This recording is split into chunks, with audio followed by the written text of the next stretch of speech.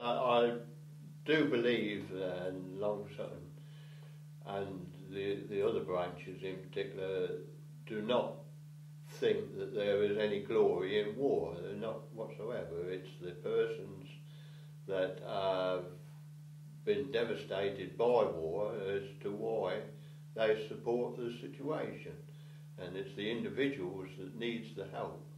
And for whatever conflict, the British Legion is always there to help those in need.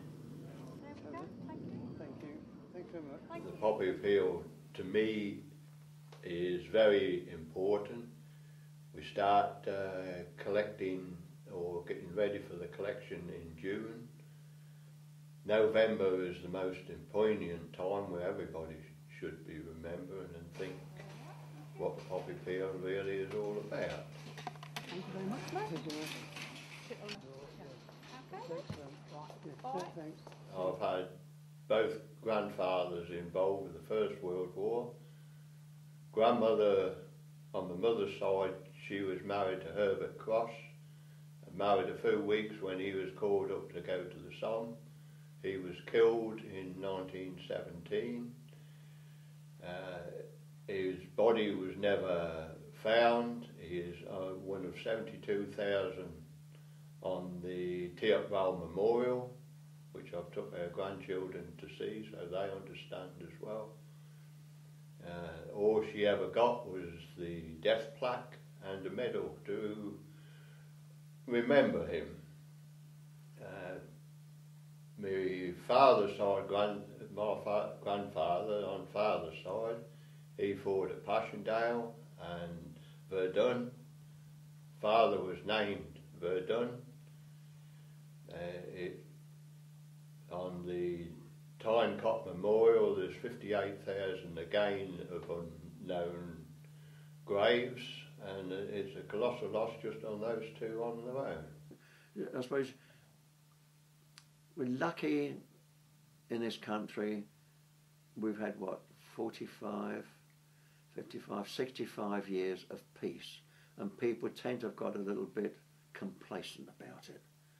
But in recent years, I think it's got home to people a little bit more.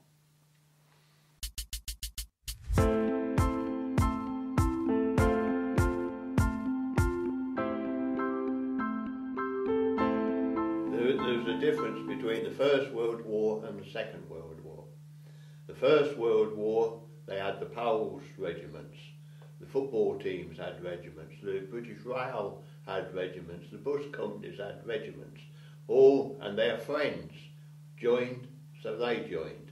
They all volunteered. A big majority of the First World Wars volunteered because a man said, your country needs you, and they volunteered.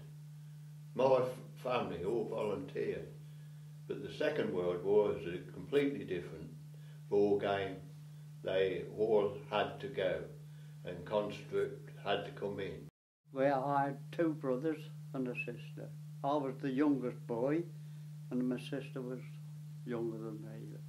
And all three of us went in the forces, and all three came back. We were lucky. They knew what was going to happen because I'd been, since the beginning of the war, been in the Air Defence Cadets. I'd even been promoted while I was there. So they knew what was going to. They knew what I was going to do. Mother wasn't keen on the idea when I came, because I never said anything. Came home and I said, well, I've volunteered for our crew. Wasn't very keen. Oh, no, you're not. I said, oh, yes, I am. I've signed the papers. I'm 18. I don't know why I joined up. I just wanted to, I think.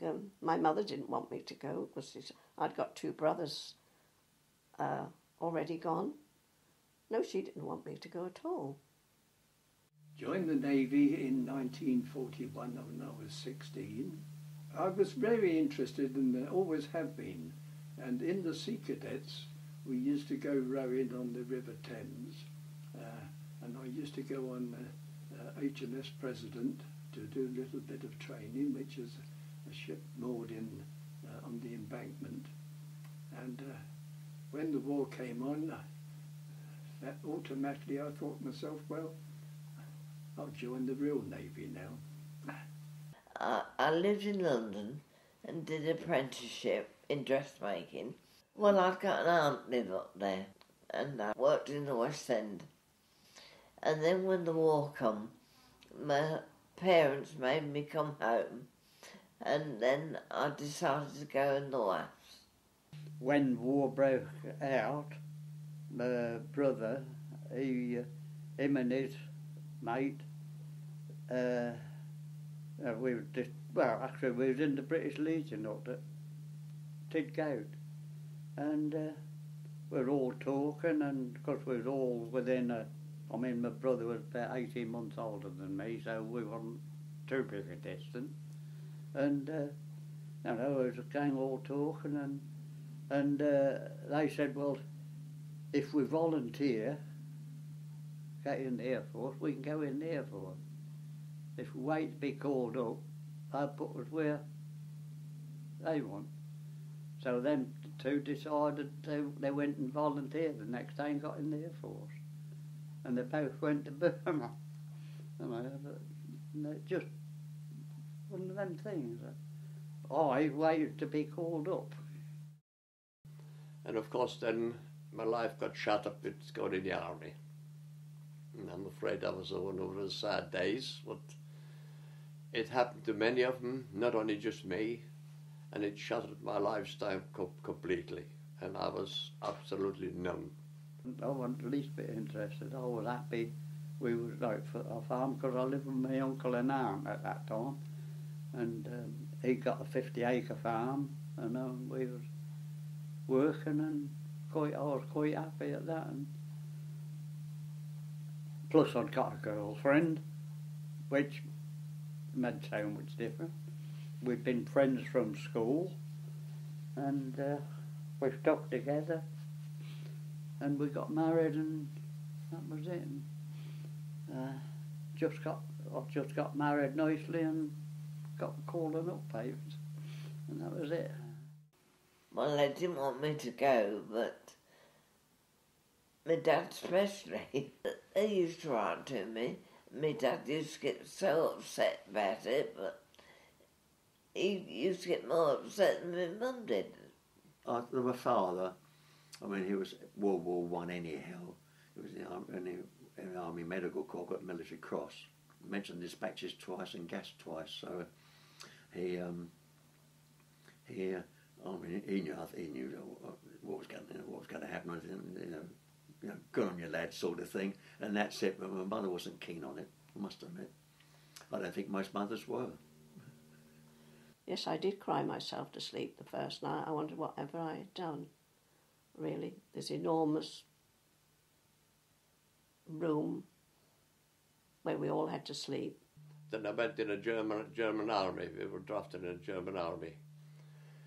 And from then on, of course, we were in basic training, and of course, we had corporal training us and so forth. And of course, then there was a bit of a question time. He says, any questions? And I put my hand up, and he said, well, what is it, the recruit type? And so I said, well, I've been listening to you here.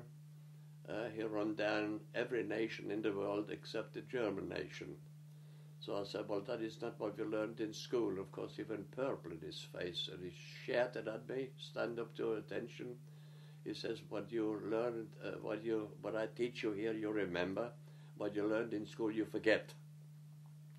I thought, well, that sounds charming. Anyway, during the afternoon, some of my friends kept coming in the barrack there and said, well, you're volunteered to go to Russia, Hans.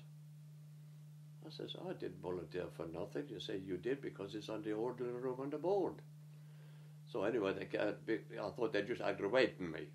So I went to have a look, and of course I was on the list there, Russia tomorrow. So I went in the office and permission to speak, and of course he went purple again, and he shouted at me. He says, you volunteered and you're off tomorrow morning, and which I was.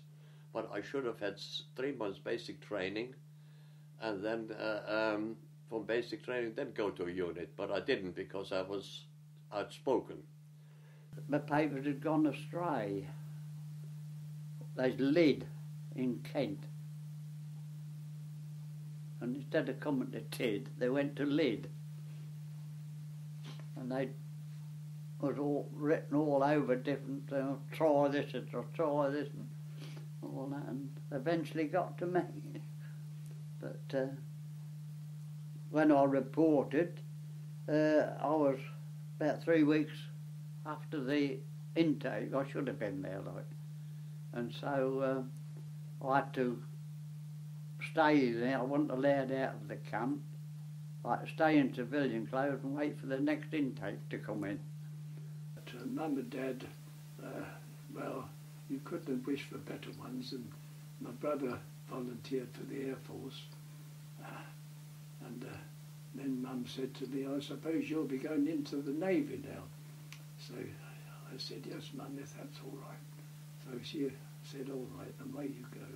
But she used to keep in touch with us and regularly write to us. And of course we would have leave passes to go home. And it was always a big cuddle when you got home. Yeah. I made some very good friends and saw a few places I wouldn't have seen. And no, I think it did me good, really. Really good.